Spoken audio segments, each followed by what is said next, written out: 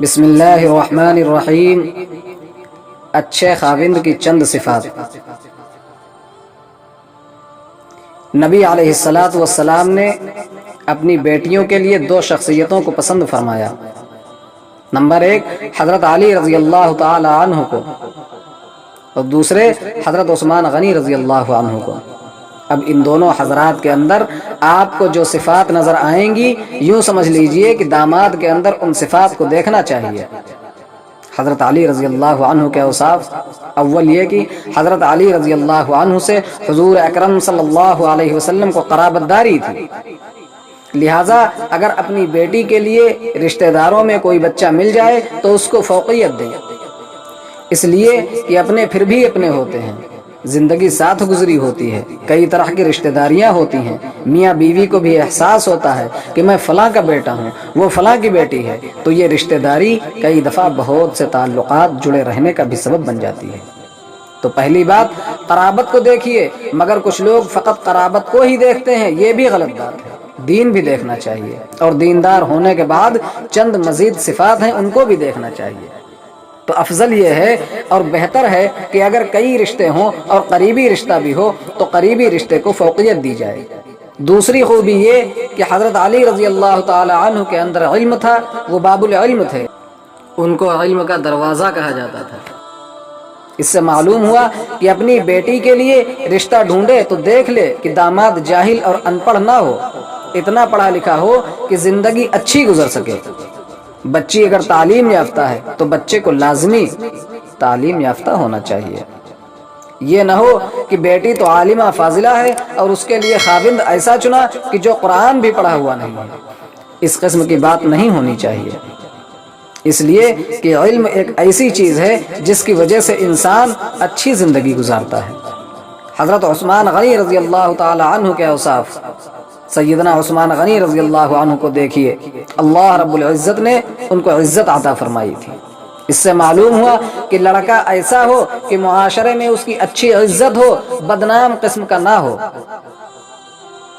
دوسرے، اللہ رب العزت نے حضرت عثمان غنی رضی اللہ عنہ کو غنی بنایا تھا، مالدار بنایا تھا، ان کو اتنا مال دیا تھا کہ جس کو وہ اللہ رب العزت کے دین کے راستے میں خرچ کرتے تھے۔ تو لڑکا ایسا ہونا چاہیے کہ جس کا رزق کھلا ہو تاکہ بیٹی کی زندگی اچھی گزر سکے، لہٰذا یہ چیز بھی پیش نظر رہے۔ تیسرے، حضرت عثمان غنی رضی اللہ تعالی عنہ کو اللہ نے حیا دی تھی، اتنی حیا دی تھی کہ فرشتے بھی ان سے حیا کرتے تھے۔ تو اس لیے داماد کو اس نظر سے بھی دیکھنا چاہیے کہ وہ نیکی کی زندگی گزارنے والا ہو، بے حیائیوں کا کام کرنے والا نہ ہو۔ لہٰذا یہ چند صفات اگر رشتہ کرنے سے پہلے دیکھ لی جائیں تو بیٹی کی زندگی اچھی گزرے گی۔ حضرت موسیٰ علیہ نبینا وعلیہ الصلاۃ والسلام اللہ رب العزت کے پیغمبر ہیں، ان کی بیوی ان کے ساتھ سفر میں شریک ہیں اور امید سے ہیں، یعنی حاملہ ہیں، ان کو سردی لگ رہی تھی، چنانچہ حضرت موسیٰ علیہ الصلاۃ والسلام نے فرمایا کہ تم ذرا انتظار کرو، میں تمہارے لیے آگ تلاش کر کے لاتا ہوں، لعلی آتیکم منہا بقبس او اجد علی النار ہدی، میں آپ کے لیے کچھ آگ لے آتا ہوں یا آگ کے بارے میں مجھے کچھ رہنمائی مل جائے۔ تو معلوم یہ ہوا کہ خاوند کو ایسا ہونا چاہیے کہ وہ بیوی کی تکلیف کو اپنی تکلیف سمجھے، بیوی کی تکلیف پر چین و سکون کی بانسری نہ بجائے، بلکہ جب بیوی تکلیف میں تھی تو وقت کے پیغمبر بھی آگ ڈھونڈتے پھر رہے تھے۔ تو خاوند بیوی کی راحت کی خاطر یا بیوی کی پریشانی کو دور کرنے کے لیے اگر اس قسم کا کام کرے گا تو اس کو انبیاء کرام علیہم الصلاۃ والسلام کی سنت پر عمل کرنے کا اجر ملے گا۔ بہترین خاوند کون؟ حدیث پاک میں آتا ہے کہ خیرکم خیرکم لأہلہ، تم میں سب سے بہتر وہ ہے جو اپنے اہل خانہ کے لیے بہتر ہوں، اور فرمایا انا خیرکم لأہلی، میں اپنے اہل خانہ کے لیے تم میں سب سے بہتر ہوں۔ تو نبی اکرم صلی اللہ علیہ وسلم نے اپنی زندگی کو مثال بنا کر پیش کیا۔ کسی بندے کی اچھائی کا اندازہ لگانا ہو تو اس کے دوستوں سے نہ پوچھیں، کاروبار نہ دیکھیں، پوچھنا ہو تو اس کی بیوی سے ذرا پوچھیں کہ یہ انسان کیسا ہے۔ اگر بیوی کہے کہ اس کی معاشرت اچھی ہے تو وہ انسان اچھا انسان ہے۔ नबी अकरम सल्लल्लाहु अलैहि वसल्लम ने इरशाद फरमाया, अकमलुल मुमिनीन ईमानन अहसनुहुम खुलुकन व अल्तफुहुम बिअहलिही, ईमान वालों में सबसे कामिल ईमान वाला मोमिन वो है कि जिसके अखलाक अच्छे हों और वो अपने अहले खाना के साथ लुत्फ से ज़िंदगी गुजारने वाला हो। एक मर्तबा एक औरत ने आकर नबी पाक सल्लल्लाहु अलैहि वसल्लम की महफिल में कहा कि अल्लाह के नबी सल्लल्लाहु अलैहि वसल्लम, मेरा खाविंद मुझे छोटी छोटी बात पर झड़कता है, हत्ता कि मुझे मारता भी है। तो अल्लाह के नबी सल्लल्लाहु अलैहि वसल्लम ने फरमाया, तुम्हारा चेहरा सियाह हो, तुम अपनी बीवी को बांदी की तरह मारते हो और फिर उसके साथ तुम बोसो किनार करते हो, क्या तुम्हें इस बात पर हया नहीं आती? यानी एक वक्त में तुम उसे इतना करीब कर रहे हो, दूसरे वक्त में तुम उसे बांदी की तरह मार रहे हो। ये अल्फाज हमें पैगाम दे रहे हैं कि बीवी घर की नौकरानी नहीं बल्कि शरीक हयात होती है। बीवी और बांदी में फर्क होता है, अक्लमंद को इस फर्क को समझने की जरूरत है।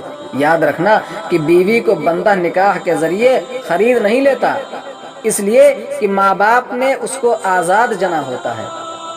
वो निकाह के जरिए मर्द के अक़्द में आती है ताकि उसके साथ शरीक हयात बनकर जिंदगी गुजारे, वो बांदी नहीं बन जाती। शरीयत ने मियाँ बीवी के ताल्लुक को आका और बांदी का ताल्लुक नहीं बताया बल्कि दो अच्छे दोस्तों का ताल्लुक बताया है। मियाँ बीवी दो मोहब्बत करने वाले दोस्तों की तरह जिंदगी गुजारें, ताहम उनमें से शरीयत ने फजीलत मर्द को दे दी कि जब भी दोनों में इख्तिलाफ राय हो जाए तो औरत खाविंद की राय को अपनी राय बना ले ताकि इख्तिलाफ का हल हो जाए। ताहम अच्छे लोग हमेशा बीवियों के साथ मशवरे से घर के उमूर को अंजाम देते हैं। अम्मा हव्वा अलैहिस्सलातु वस्सलाम को पसली से पैदा करने में हिकमत सुनिए। अल्लाह तबारक व तआला ने हज़रत आदम अलैहिस्सलातु वस्सलाम को तो मिट्टी से बनाया, लेकिन जब अम्मा हव्वा अलैहिस्सलातु वस्सलाम को पैदा किया तो रिवायात में आता है हज़रत आदम अलैहिस्सलातु वस्सलाम की पसली से उनको निकाला गया। गोया औरत को अल्लाह ने मर्द की पसली से निकाला। इसमें भी एक मैसेज है, ये मियाँ बीवी के दरमियान ऐसा ताल्लुक है, हमने औरत को तुम्हारी पसली से निकाला, पाँव से इसलिए नहीं बनाया कि तुम उसे पाँव की जूती न समझ लेना, सर से इसलिए नहीं बनाया कि तुम उसको सर पर न बिठा लेना,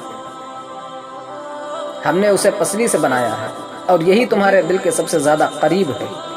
लिहाजा आए खाविंद, तुम अपनी बीवी को दिल के करीब रखना, तुम्हारी जिंदगी अच्छी गुजर जाएगी। मियाँ बीवी के ताल्लुक के बारे में कुरानी मिसाल, शादी का बुनियादी मकसद ये है कि मियाँ अपनी बीवी के जरिए गुनाहों से बचे और बीवी अपने मियाँ के जरिए गुनाहों से बचे। इसलिए उन दोनों को जिंदगी का साथी कहते हैं। दोनों को एक दूसरे के जरिए गुनाहों से बचना होता है और अल्लाह तबारक व तआला की फरमाबरदारी वाली जिंदगी गुजारने में एक दूसरे का मुआविन बनना होता है।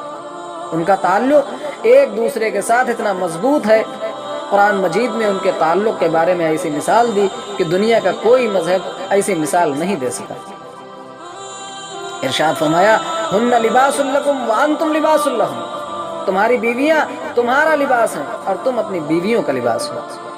अल्लाह ताला हम सबको अमल करने की तौफीक अता फरमाए। जज़ाकुमुल्लाहु खैरा व अहसनल जज़ा।